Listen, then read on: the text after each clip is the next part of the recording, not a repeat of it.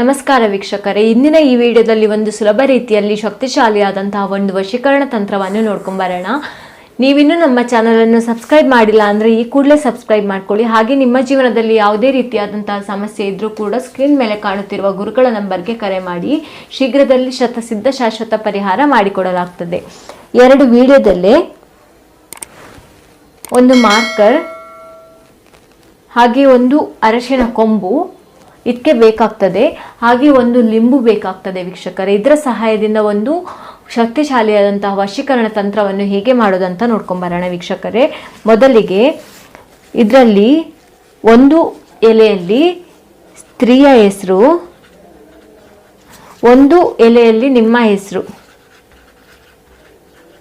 ಬರೆದ್ಬಿಟ್ಟು ಈ ರೀತಿಯಾಗಿ ನೀವು ಕರೆಕ್ಟಾಗಿ ನೋಡ್ಕೊಳ್ಳಿ ವೀಕ್ಷಕರೇ. ಈ ರೀತಿಯಾಗಿ ನೀವು ಅದನ್ನು ಇಡಬೇಕಾಗ್ತದೆ ವೀಕ್ಷಕರೇ. ಈ ರೀತಿಯಾಗಿ ಇಟ್ಟ ನಂತರ ವೀಕ್ಷಕರೇ ಅದರಲ್ಲಿ ಮೇಲೆ ನೀವು ಅರಶಿನ ಕೊಂಬನ್ನು ಇಡಬೇಕಾಗ್ತದೆ. ಈ ರೀತಿಯಾಗಿ ಅರಶಿನ ಕೊಂಬನ್ನು ಇಟ್ಕೋಬೇಕು ವೀಕ್ಷಕರೇ. ಆ ರೀತಿಯಾಗಿ ಮಾಡಿದ ನಂತರ ನೀವು ವೃತ್ತಾಕಾರವನ್ನು ಹಾಕೋಬೇಕು. ಅದರ ಸುತ್ತ ನಾವು ಯಾವ ರೀತಿಯಾಗಿ ಚಿತ್ರ ಬರಿತಿದ್ದೇನೆ ವೀಕ್ಷಕರೇ ಅದೇ ರೀತಿಯಾಗಿ ನೀವು ಚಿತ್ರ ಬರಿಬೇಕಾಗ್ತದೆ ವೀಕ್ಷಕರೇ. ಈ ರೀತಿಯಾಗಿ ಬರ್ಕೊಂಡ ನಂತರ ವೀಕ್ಷಕರೇ ನೀವು ಈ ಲಿಂಬನ್ನು ಮೊಳೆಯ ಸಹಾಯದಿಂದಲೇ ನೀವು ಈ ಲಿಂಬನ್ನು ತುಂಡು ಮಾಡ್ಕೋಬೇಕಾಗ್ತದೆ ವೀಕ್ಷಕರೇ. ಈ ರೀತಿಯಾಗಿ ಮಾಡ್ಕೊಂಡ್ರೆ ಇದು ಶಕ್ತಿಶಾಲಿಯಾಗಿರ್ತದೆ ವೀಕ್ಷಕರೇ, ಪರಿಣಾಮಕಾರಿಯಾಗಿರ್ತದೆ. ನೀವು ಯಾವುದೇ ಚಾಕುವಿನ ಸಹಾಯದಿಂದ ಎಲ್ಲ ಇದನ್ನು ಮಾಡ್ಲಿಕ್ಕೆ ಹೋಗಬೇಡಿ ವೀಕ್ಷಕರೇ, ಯಾಕಂದರೆ ಇದರಲ್ಲಿ ಫಲ ಸಿಗಲ್ಲ ವೀಕ್ಷಕರೇ.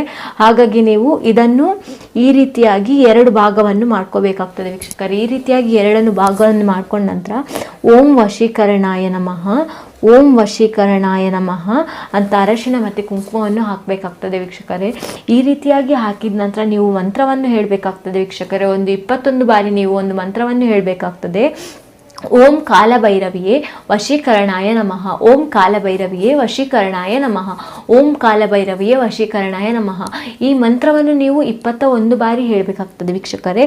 ಈ ಮಂತ್ರವನ್ನು ನೀವು 21 ಬಾರಿ ಹೇಳಿದ ನಂತರ ವೀಕ್ಷಕರೇ ಆ ಹುಡುಗಿಯ ಹೆಸರನ್ನು ನೀವು 108 ಬಾರಿ, ಯಾವ ಸ್ತ್ರೀಯನ್ನು ನೀವು ವಶವನ್ನಾಗಿ ಮಾಡ್ಕೋಬೇಕು ಅಂತ ಇರ್ತೀರಲ್ಲ ವೀಕ್ಷಕರೇ ಆ ಹೆಸರನ್ನು ನೀವು 108 ಬಾರಿ ಹೇಳಬೇಕಾಗ್ತದೆ. ಒಂದು ವೇಳೆ ಪುರುಷನನ್ನು ನೀವು ವಶ ಮಾಡಬೇಕು ಅಂತ ಅಂದ್ಕೊಂಡಿದ್ರೆ ನೀವು ಪುರುಷನ ಹೆಸರು 108 ಬಾರಿ ಹೇಳಬೇಕಾಗ್ತದೆ ವೀಕ್ಷಕರೇ. ಈ ರೀತಿಯಾಗಿ ಮಾಡಿದ ನಂತರ ವೀಕ್ಷಕರೇ ಇದನ್ನು ನೀವು 3 ದಾರಿ ಸೇರುವಲ್ಲಿ ಹೋಗಿ ಹೂತಾಕಬೇಕಾಗ್ತದೆ ವೀಕ್ಷಕರೇ. ಮಧ್ಯರಾತ್ರಿಯಲ್ಲೇ ನೀವು ಈ ಕೆಲಸವನ್ನು ಮಾಡಬೇಕಾಗ್ತದೆ ವೀಕ್ಷಕರೇ.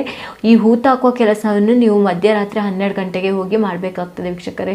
ಈ ರೀತಿಯಾಗಿ ಹೂತಾಕಬೇಕಿದ್ರೆ ಯಾರು ನೋಡಬಾರ್ದು ವೀಕ್ಷಕರೇ. ಒಂದು ವೇಳೆ ನಿಮ್ಮ ಹತ್ರ ಈ ಕೆಲಸ ಮಾಡಲಿಕ್ಕೆ ಆಗಲ್ಲ ಅಂತ ಆದರೆ ಸ್ಕ್ರೀನ್ ಮೇಲೆ ಕಾಣುತ್ತಿರುವ ನಂಬರ್ಗೆ ಕರೆ ಮಾಡಿ ವಶೀಕರಣ ಯಂತ್ರ ಮಾಡಿ ಕಳಿಸಿಕೊಡಲಾಗ್ತದೆ ವೀಕ್ಷಕರೇ. ಧನ್ಯವಾದಗಳು.